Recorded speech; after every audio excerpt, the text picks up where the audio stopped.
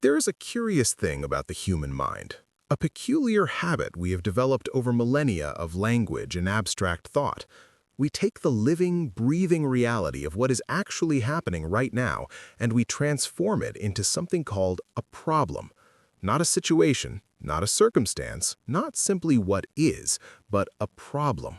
A word that carries with it an entire world of psychological weight, of temporal displacement, of emotional resistance. And in this transformation, in this subtle shift from reality to interpretation, we create most of the suffering we experience.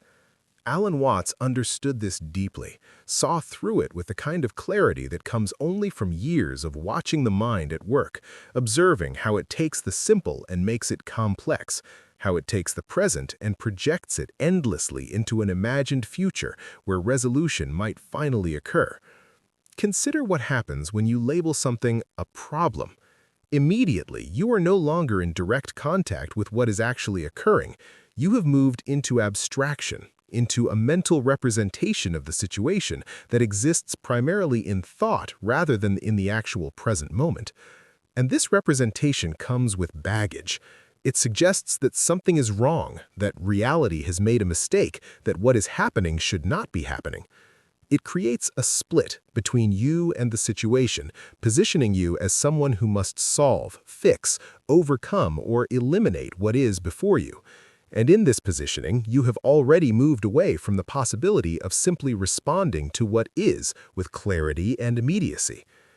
If you feel something stirring in you as you hear these words, if there is a recognition beginning to dawn, then perhaps you are ready to explore this more deeply. Before we continue, I invite you to join this inquiry more intentionally. Subscribe to this channel if you wish to continue these explorations of consciousness and reality. Leave a like if these reflections resonate with something true in your own experience, and share your thoughts in the comments below, for this conversation is richer when we engage with it together, when we bring our own insights to what is being pointed at here. The word problem implies time. It suggests that there is a current state that is unsatisfactory and a future state that would be satisfactory, and that your task is to bridge the gap between these two states through effort, through planning, through the application of will. But what is actually happening right now requires no such temporal dimension. What is actually happening right now is simply what is happening right now. It is only when the mind steps in and begins its commentary, its judgment, its comparison to how things should be or could be or might have been, that the sense of problem arises. And with it comes anxiety, because now you are responsible for changing what is into what should be, and the future is inherently uncertain, and you cannot be sure you will succeed. Alan Watts often pointed out that we treat our lives like puzzles to be solved rather than mysteries to be lived, and this treatment fundamentally misunderstands the nature of existence. A puzzle has a solution. It can be figured out. Once solved, it is complete, finished, done. But life is not like this. Life is a continuous unfolding, a process without a final state, a dance that has no ultimate destination. Every moment presents what it presents, and the appropriate response is simply to respond, to engage with what is actually here, rather than with your mental representation of what is here. But we have been trained, conditioned from earliest childhood to believe that thinking about situations, analyzing them, turning them into problems to be solved is the highest form of intelligence, the mark of a mature and responsible adult. What would it mean to see clearly that you do not have problems, only situations that require immediate attention? It would mean a radical shift in how you relate to your experience. Instead of standing apart from what is happening, analyzing it, worrying about it, planning your response to it, you would simply be present with it, responding in real time without the interference of conceptual overlay. This does not mean you would become passive or uncaring.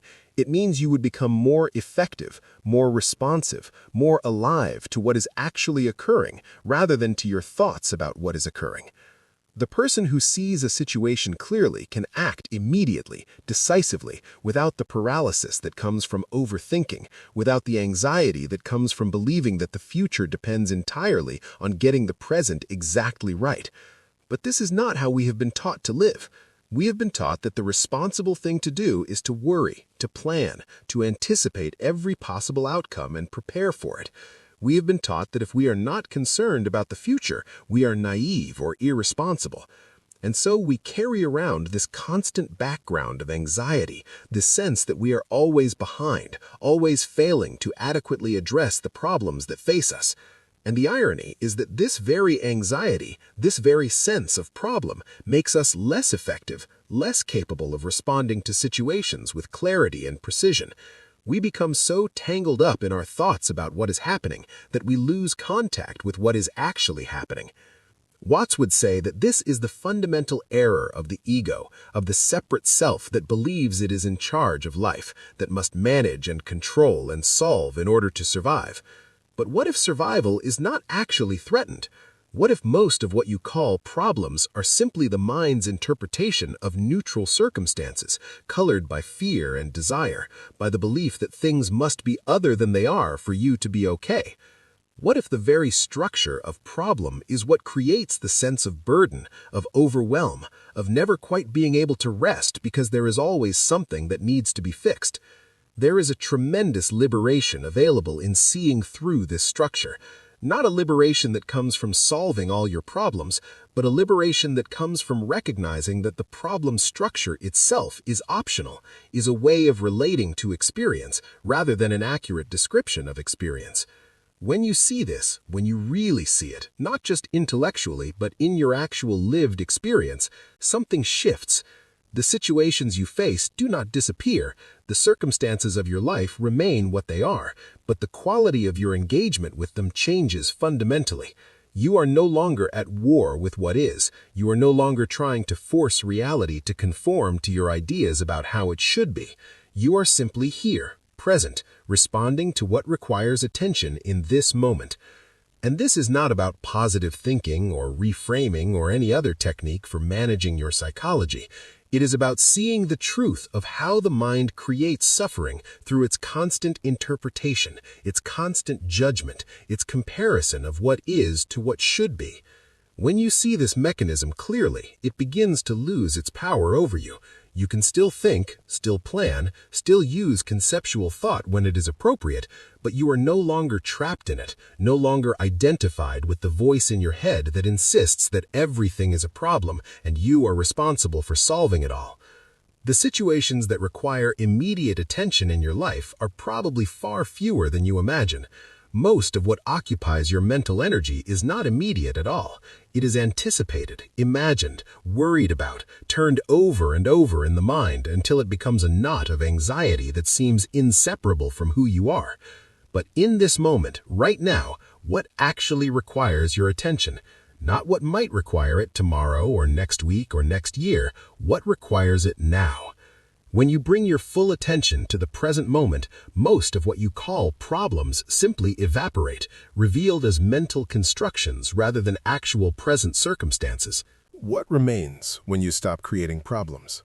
What is life like when you relate to circumstances as situations that simply require appropriate response rather than as threats to your well-being that must be solved before you can relax? This is not an abstract question. This is asking about an actual possibility, an actual way of being that is available when you see through the habitual patterns of mind that turn every moment into either a problem to be solved or a success to be celebrated. And what Watts discovered, what he spent his life trying to communicate, is that what remains is simply this: awareness itself, functioning through this human organism, meeting each moment with fresh eyes, responding appropriately without the burden of carrying the past or worrying about the future. This is not a prescription for irresponsibility. It is not saying don't pay your bills, don't take care of your health, don't plan or prepare or take life seriously. It is saying that you can do all of these things without making them into problems, without letting them define your sense of well-being, without losing yourself in the mental drama of problem-solving.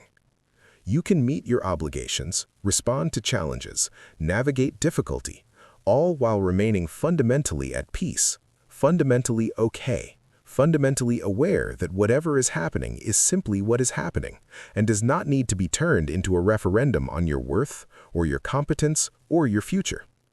The situations that require immediate attention in this moment are probably quite straightforward. Perhaps you need to eat. Perhaps you need to complete a task. Perhaps you need to have a difficult conversation. Whatever it is here now, requiring your attention now, and the appropriate response is available when you are not lost in thought about it, when you are not turning it into something it is not, when you are simply present with what is and allowing your response to emerge from that presence. Everything else, all the worry about tomorrow and next week and next year, all the rumination about past mistakes and future possibilities, all the mental energy spent turning neutral circumstances into personal problems, all of this is optional. It is a habit, a conditioning, a way of being that can be seen through and released. Watts was not teaching a technique for better problem solving. He was pointing to the possibility of seeing that the entire problem-solving mentality is itself the problem, that the sense of being someone who must constantly manage and control and solve is what creates the burden, the overwhelm, the sense of never being quite enough, or having quite enough, or doing quite enough. And when this is seen clearly, not as an idea, but as a direct recognition of how your own mind works, something shifts. You don't need to try to stop creating problems. You simply see that you are creating them. See the mechanism in action. And in that seeing, the mechanism begins to lose its grip. What you are left with is simpler, cleaner, more direct. Situations arise, they require attention, you respond. The situation passes, the next situation arises. This is life, stripped of the drama, stripped of the psychological overlay that turns everything into a problem. And far from being boring or meaningless, this way of being is intensely alive, intensely present, intensely engaged with what is actually here, rather than with thoughts about what is here. The situations you face may not change, but your relationship to them changes completely. And in that change, you discover that you never actually had problems at all. You had situations, moments requiring response, life unfolding in its constant flux. And you had a mind that was trained to turn all of this into problems, into threats, into evidence of inadequacy or danger or the need for constant vigilance. The invitation is to see this, to see it so clearly that it becomes impossible to unsee, and then to live from that seeing, to allow your life to be what it actually is rather than what your mind says it is. This is not easy. It requires vigilance, honesty, a willingness to see how you create your own suffering through the subtle and not so subtle ways you resist what is. But it is possible, it is available, and it is perhaps the only truly radical response to the human condition, the only response that addresses the root rather than endlessly pruning the branches, the only response that brings genuine peace rather than temporary relief. You don't have problems. You never did. You have life, occurring moment by moment, situation by situation, each one requiring only your immediate attention, only your present response. Everything else is story, is interpretation, is the mind doing what it does. And you are not your mind. You are the awareness within which the mind arises, within which situations arise, within which responses arise. And from this awareness, this being that you actually are, life unfolds with a simplicity and grace that the problem-solving mind can never access because it is too busy creating problems to notice that life itself has never been problematic at all. The transformation from situation to problem happens so quickly, so automatically, that we rarely catch it in the act. Something occurs. Perhaps you receive an unexpected bill. Perhaps someone says something that triggers old insecurities. Perhaps your body feels pain or fatigue. And in the space of a heartbeat, before you have even fully registered what is actually happening, the mind has already begun its work of interpretation, of story-making, of problem creation. The unexpected bill becomes a financial crisis, a symbol of your inadequacy, a threat to your security. The triggered insecurity becomes evidence of your fundamental unworthiness, proof that you will never be enough. The physical discomfort becomes a medical emergency, a sign of aging, a reminder of mortality.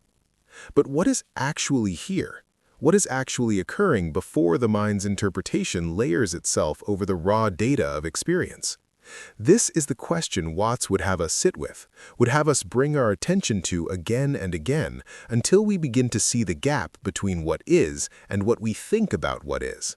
And in that gap lies freedom, lies the possibility of a different relationship to experience altogether. Because the situation itself, stripped of interpretation, is simply what it is. It has no inherent meaning, no built-in emotional charge, no automatic implications for your identity or your future.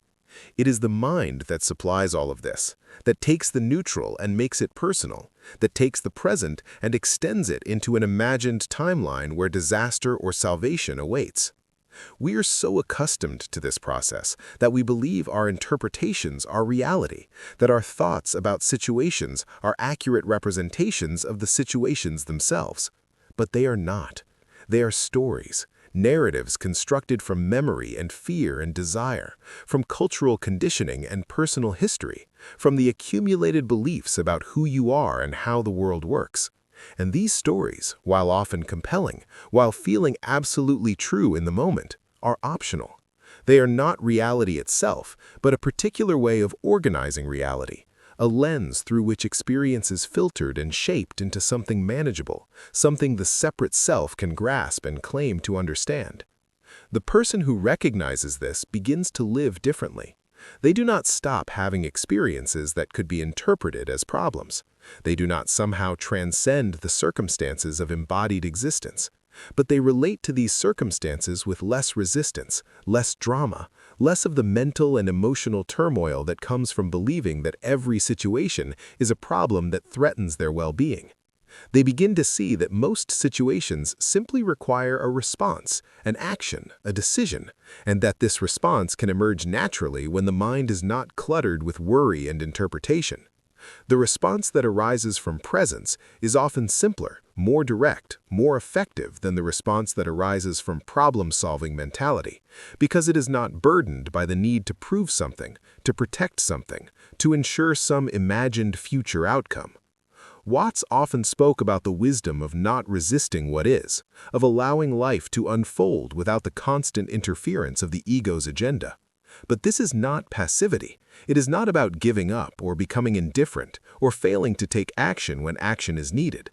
It is about recognizing that resistance itself is what creates most of the suffering, that the struggle against what is what makes situations feel like problems rather than simply like situations. When you stop resisting, when you allow what is to be what it is without immediately judging it as wrong or threatening or problematic, something remarkable happens. Energy that was previously bound up in resistance becomes available for response. Clarity that was obscured by emotional reactivity becomes accessible, and the situation itself often reveals a natural course of action that was not visible when you were too busy fighting with reality to see what it was actually asking of you. This is not to say that all situations are pleasant or easy or desirable. Life includes difficulty, includes pain, includes circumstances that any sane person would prefer not to experience. But there is a crucial difference between experiencing something difficult and experiencing something difficult while simultaneously believing that it is a problem that should not be happening, that reflects poorly on you, that must be immediately eliminated or you will not be okay. The first is simply life. The second is life plus suffering, where suffering is the additional layer of resistance and interpretation that the mind adds to the raw experience. You can see this clearly in physical pain. The sensation itself, when you bring attention to it directly without the mental commentary, is simply sensation. It has qualities, sharp or dull, constant or pulsing, localized or diffuse. But when the mind enters with its story about what the pain means, about how long it will last, about what it says about your health or your future, the experience becomes unbearable in a completely different way. The problem is not primarily the sensation, but the mental relationship to the sensation, the story that turns discomfort into catastrophe, that turns a present moment experience into an imagined future of endless suffering. And what is true of physical pain is true of every other form of discomfort or difficulty. Financial stress, relationship conflict, career uncertainty, existential anxiety, All of these become exponentially more difficult when we relate to them as problems rather than situations. Problems require solving, which means they require figuring out, which means they require thought, which means we are trapped in the mind, going over and over the same territory, trying to think our way to security, trying to plan our way to certainty, trying to control our way to peace. But peace does not come from solving all your problems. It comes from seeing that the problem structure itself is what prevents peace, that the very attempt to solve your way to security is what keeps you insecure. Watts was pointing to a radically different way of being, one that is available in any moment, but that requires a fundamental shift in perspective. It requires seeing that you are not separate from your experience, that you are not a subject trying to manage and control objects called situations. You are the whole movement of experience itself, consciousness expressing through this particular form, and what appears as your life is simply what is arising in this moment. When you see this, when you feel into it, the truth of it, rather than just thinking about it, the sense of burden lifts. Not because your circumstances change, but because the one who had problems, the separate self who was overwhelmed by all that needed to be managed and controlled, was revealed as a fiction, as a thought structure that has been mistaken for reality. This is not easy to accept. The entire structure of self, the entire sense of being someone who has a life and must manage that life successfully, resists this recognition. It feels like death, like dissolution, like losing the only thing you have ever known yourself to be. And in a sense, it is death, the death of the illusion of separation, the death of the one who was so busy having problems and solving problems and worrying about problems that it never noticed it was itself the problem, that the very structure of self is what creates the sense of problematic existence.